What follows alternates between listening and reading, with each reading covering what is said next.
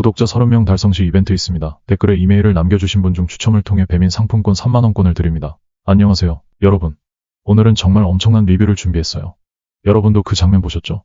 영숙님, 이젠 정말 남자들 가지고 노는 거 그만하셔야 할 때가 된 것 같아요. 현생에서는 카메라가 없으니 이런 행동이 통할지 모르겠지만 여기서는 수십 대의 카메라가 다 돌아가고 있잖아요. 영숙님의 앞뒤가 안 맞는 행동과 말들이 다 찍히고 기록되고 있어요. 본인의 진심이 아니라면 이제는 그만해야 할 때가 된 거 아닐까요? 이번 영수와의 에피소드를 보고 제가 얼마나 답답했는지 말로 다 표현이 안 되네요. 그래서 오늘 여러분과 함께 그 장면을 하나하나 짚어보면서 이야기해보려고 합니다. 먼저 영숙님, 본인이 좋으면 좋다, 싫으면 싫다고 확실하게 말하는 스타일이라고 자주 말해왔잖아요. 그게 자신의 특징이라고, 다른 사람과는 다르게 모든 걸 명확하게 표현한다고 강조했죠.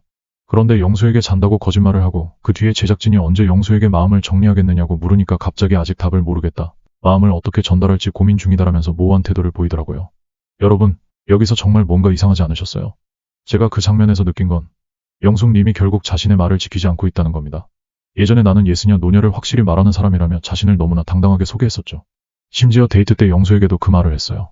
나는 빈말을 못하고 원하는 건 확실히 말하는 편이다 라고 본인의 MBTI까지 언급하면서 나는 T형 인간이라서 논리적이고 솔직하다고 말까지 했습니다. 그런데 정작 본인이 그 상황에 처하니까 갑자기 거절하는 건 힘들다고 하면서 회피하는 모습을 보이더라고요. 이게 앞뒤가 맞지 않잖아요. 여기서 제가 느낀 건 뭐냐면 영숙님은 말과 행동이 일치하지 않는다는 거예요. 여러분도 느끼셨겠지만 영숙님의 이런 태도는 상반된 메시지를 주고 있어요. 자기는 분명히 솔직한 사람이라고 강조하면서도 정작 중요한 순간에는 그 솔직함이 사라지는 거죠.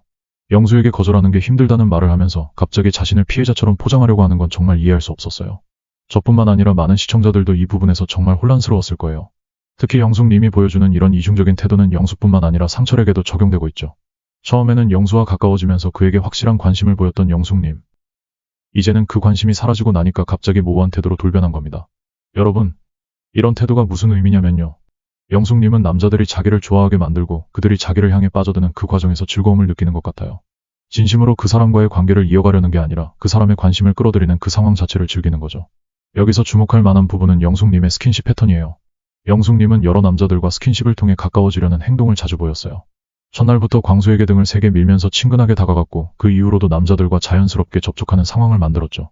영수와 함께 있을 때는 그의 등에 손을 얹는 등 미묘한 접촉을 통해 호감을 표시했고 상철과 데이트할 때는 그의 머리카락을 떼어주는 장면도 있었어요. 여러분도 아시겠지만 이런 식의 스킨십은 굉장히 의도적인 행위입니다. 상대방이 나에게 호감을 느끼게끔 만드는 일종의 전략이죠. 이게 왜 문제가 되냐면 영숙님은 남자들에게 호감을 표현하면서도 정작 본인은 그 호감에 진심을 담고 있지 않다는 겁니다. 남자들은 그 행동을 보고 이 여자가 나를 좋아하나? 라는 착각을 하게 되죠. 그 착각을 통해 남자들은 영숙님에게 더욱 빠져들고 그녀의 매력에 사로잡히게 됩니다. 하지만 문제는 영숙님은 그저 그 과정 자체를 즐기고 있다는 거예요. 진심으로 그 남자와의 관계를 발전시키기보다는 그 남자가 자신에게 빠져드는 그 순간에 도파민을 즐기고 있는 겁니다. 그리고 이 모든 과정이 끝나면 영숙님은 더 이상 그 남자에게 흥미를 느끼지 않게 돼요. 그래서 이제는 어떻게든 빠져나갈 방법을 찾기 시작하는 거죠. 그때부터는 거절하는 게 힘들다, 나는 원래 거절을 잘 못한다 같은 말들을 하면서 자신을 피해자처럼 포장하고 책임을 회피하려는 모습을 보입니다. 그런데 이게 다 앞뒤가 맞지 않잖아요. 처음에는 분명히 나는 솔직한 사람이다, 예스나 노를 확실히 말하는 사람이다라고 했던 영숙님이 이제 와서 거절을 못한다는 말을 하고 있는 거예요. 이게 무슨 모순된 상황인지 모르겠어요. 여러분, 여기서 중요한 교훈 하나 얻으셔야 해요. 영숙님 같은 사람들은 남녀 관계에서 그 과정 자체를 즐기는 사람들입니다. 진심으로 상대방을 좋아하는 게 아니라 그 상대방이 자기를 좋아하는 그 과정을 통해 자존감을 채우고 만족감을 느끼는 사람들이죠. 그래서 영숙님이 남자들에게 스킨십을 시도하고 그들을 혼란스럽게 만드는 이유가 바로 여기에 있는 겁니다. 본인은 그저 그 과정을 즐기고 있을 뿐 진지한 관계를 원하고 있는 게 아니에요. 이제 상철과의 관계에서도 이런 모습이 보이고 있어요. 상철이 영숙님에게 마음을 표현했을 때 처음에는 호응하는 듯한 모습을 보였지만 시간이 지나면서 점점 그 관심이 사라지고 있죠. 그리고 그 시점부터는 상철과의 관계를 정리하려는 움직임을 보이고 있어요. 그렇다면 상철은 처음부터 영숙님에게 호감을 느낀 게 아니었을까요? 아니죠. 영숙님의 스킨십과 친근한 태도에 오해하게 된 거죠. 영숙님은 상철이 자기를 좋아하게 만드는 그 과정을 즐기고 있었고 그가 완전히 빠져들었다는 확신이 들자마자 흥미를 잃은 겁니다. 그리고 여기서 중요한 포인트가 있어요. 영숙님은 그저 남녀 관계에서 도파민을 느끼는 것뿐만 아니라 그 과정에서 빠져나갈 구멍을 항상 만들어 두고 있어요. 예를 들어 영수에게도 거절을 못한다는 말을 하면서 자기의 행동을 정당화하고 상철과의 관계에서도 나는 원래 이런 사람이 아니다라는 식의 말을 하면서 책임을 회피하려고 하죠. 여러분, 이게 피해자 코스프레라는 겁니다. 자기는 아무 잘못이 없다는 식으로 상황을 만들면서 정작 본인의 행동이 남들에게 어떤 영향을 미치는지는 생각하지 않는 거죠. 이 모든 패턴은 사실 영숙님의 과거 연애에서도 드러났어요. 여러분도 기억하시겠지만 영숙님은 이혼에 대해서도 비슷한 이야기를 한 적이 있어요.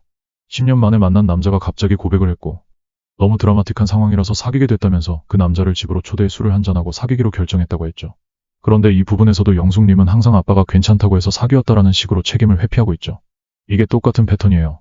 남자와의 관계에서 빠르게 진전하는 과정을 즐기고 그 과정에서 생기는 도파민에 중독되면서 그 이후에는 어떻게든 그 상황에서 빠져나갈 구멍을 찾는 겁니다. 결국 영숙님은 이 남자와의 관계에서 진심을 느끼지 않고 그저 순간의 감정에 휩싸여 관계를 시작하고 빠르게 끝내는 패턴을 반복하고 있는 것 같아요. 여러분도 아시겠지만 이런 패턴은 결국 상처만 남깁니다. 남자들은 영숙님에게 빠져들지만 그들은 결국 영숙님의 진심을 느끼지 못하고 상처를 받게 될 거예요. 그리고 영숙님은 또 다른 남자와의 관계에서 똑같은 패턴을 반복하게 될 겁니다. 오늘 영상에서는 영숙님의 행동과 그 이면에 숨겨진 심리에 대해 깊이 있게 분석해봤습니다.